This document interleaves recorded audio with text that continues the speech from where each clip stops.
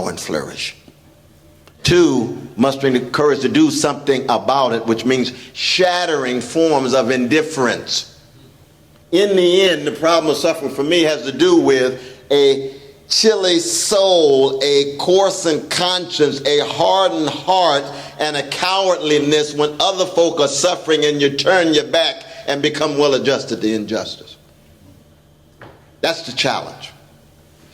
And as a Christian, for me, the question is, well, those who take seriously the first century Palestinian Jew named Jesus, who life becomes an enactment, a part of a story that says, this is the way you respond, out of deep hypersensitivity to the suffering of others, and be willing to sacrifice. Be willing to do as much as you can about it, to bring whatever intellectual, moral, spiritual, political resources you can to hold at arm's length what? What are the 2 species of indifference? And we should invoke here the great Rabbi Abraham Joshua Heschel when he says indifference to evil is more insidious than evil itself. Indifference is the essence of inhumanity, George Bernard Shaw says in The Devil's Disciple, that early play of his. But William James, probably America's greatest public philosopher, says indifference is the one trait that makes the very angels weep. What are the species of indifference? Deliberate ignorance, willful blindness. Now let's come to black suffering. The modern world.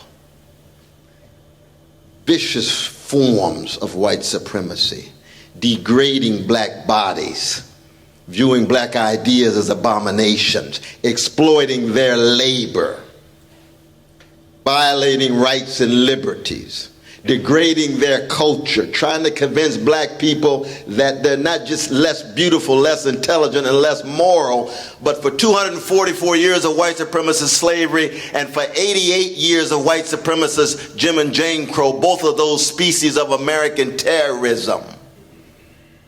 You attempt to ensure these people are so intimidated and so scared and so feeling so helpless and hopeless that they never can believe in themselves, never view themselves as agents who come together, organize and mobilize and try to overcome their suffering. And when they do attempt to do it, and this has fundamentally been what is at the center of the lie called white supremacy, we are going to make black love a crime.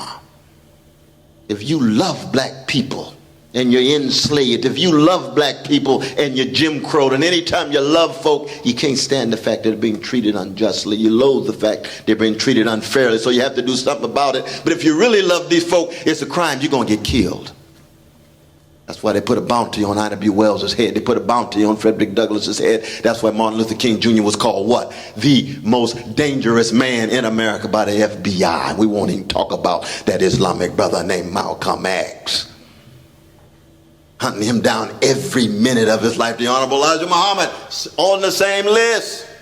You can argue less militant, but what we're talking when we talk about black suffering with the socioeconomic, that normalized domination that my dear brother's talking about.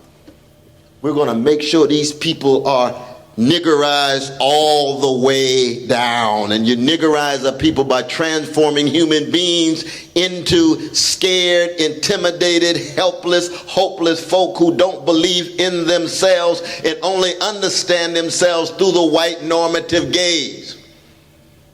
They can only understand themselves through the very culture that is involved in the bombardment of subordinating them. So black love becomes a crime, black history becomes a curse, and black hope becomes a joke. And the alternative is what? To somehow assimilate, integrate in the most narrow, vulgarized forms in order to survive as you lose your integrity, lose your sense of who you are, and in fact, in many ways, even lose your sense of humanity in order to survive. You wear the mask, as the great Paul Laurence Dunbar said, one of the grand poets from Dayton, Ohio. You see, you undergo the routine, the double consciousness that W.B. Du Bois talked about. You can never really be your full self because that full self is a threat to a white supremacist status quo. Psychic suffering, political, economic. Now it's true, so many of the great freedom fighters, black freedom struggle, have been religious people. Douglas, licensed AME minister until he lost his faith and read a lot of Ludwig Feuerbach. Pulled back, became a humanist. Marcus Garvey grew up a Methodist, died a Catholic. It's hard to know what he was in between. Just a complicated freedom fighter who loved black people enough to organize them all around the world and actually died for black people, given his imprisonment in New Orleans and then shipped off back to Haiti and on to London. You see. Martin Luther King Jr., deep Christian, but very, very distinctive kind of Christian, who fundamentally believed that for the most part, black suffering was part of a cycle of domination, oppression, bigotry, revenge, and the only way you break the cycle is by trying to make your life a sacrifice that exemplifies the opposite of all of those. Love, and of course justice is what love looks like in public. And he was a deep Democrat, because deep democracy is what justice looks like in practice. And deep democracy is just making sure those Sly Stone called everyday people are at the center of how you understand the world. They're in the prison industrial complex, they're dealing with dilapidated housing, they're dealing with disgraceful school systems, they're dealing with levels of unemployment and underemployment that a depression like before the depression hits, before the catastrophe hits Wall Street. That's the lens through which you view the world. That's a prophetic slice. We're not here to talk about the worst of Christianity, the worst of Islam, because that's the history of gangsters. Every religious tradition has gangsters, thugs in high positions. Got to be honest about that.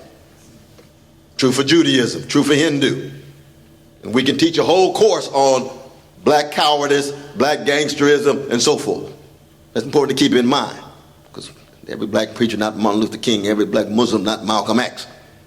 In fact, they are the exceptions. But they do set standards, high standards, doing what? Resisting black suffering. Not stopping there. It spills over. Brown suffering, yellow suffering, white suffering, and so forth. But it starts on the chocolate side of town. And why is that very important? Because when you've been bombarded by white supremacy for so long, it's easy to generate black people who love everybody else but black people as a way of being successful, as a way of gaining upward mobility.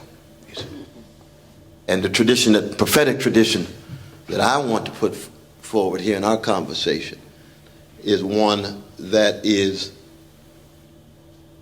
tied to a deep democratic tradition. Not just rights and liberties, but looking at the world from the vantage point of, for me, the cross as a Christian. But the cross is just the least of these. Echoes of the 25th chapter of Matthew, the orphan, the widow, the fatherless, the motherless, the oppressed, the marginalized, the weak, the poor.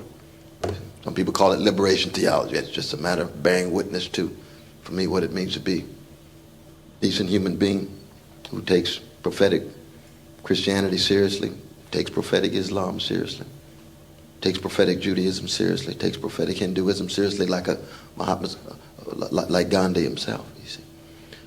And I think last but not least, I do want to say that because we're living in an American empire in relative decline, losing its self-confidence in the world, its citizens are losing its trust and confidence in government, big business, big finance across the board.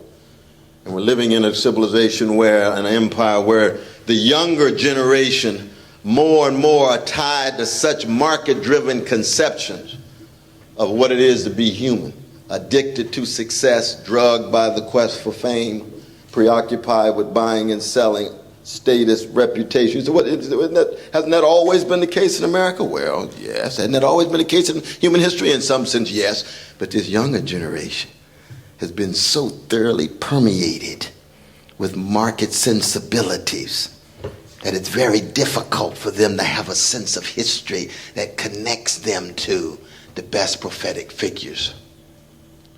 That's part of the decline. Makes it difficult to reinvigorate and revitalize democratic possibilities when there's nobody there who wants to fight for it. That's why you can have a prison-industrial complex that quadruples since 1970. No major movement highlighted. You can have the most dilapidated educational systems in the history of the 20th century, well, not the 20th century, since World War II. Where is the major focus and movement? Tea Party folk make more noise than folk concerned about folk in the prison industrial complex or dilapidated schools. Why? Don't have time. How you spending your time? Market time. Well, prophetic religious time, prophetic Islamic time, prophetic Christian time, prophetic Judaism time. So you got to stop. You got to think about something else. You have to orient yourself toward being great, not just being successful. But helping others, not just upward mobility. Difficult to do, understandably. That's part of the decline. That's part of the decay. And I believe that in the end, capitalist civilization in general, and American empire in particular, will continue to decline if there's not a renaissance of prophetic Christianity, prophetic Judaism, prophetic Islam, prophetic Hinduism, and among our secular comrades, a willingness to think seriously about public interest in regard to the most vulnerable. And if we don't do it, the greed, the lust, the indifference will more and more saturate every nook and cranny. So that's part of our challenge, and I think that we can help each other do that.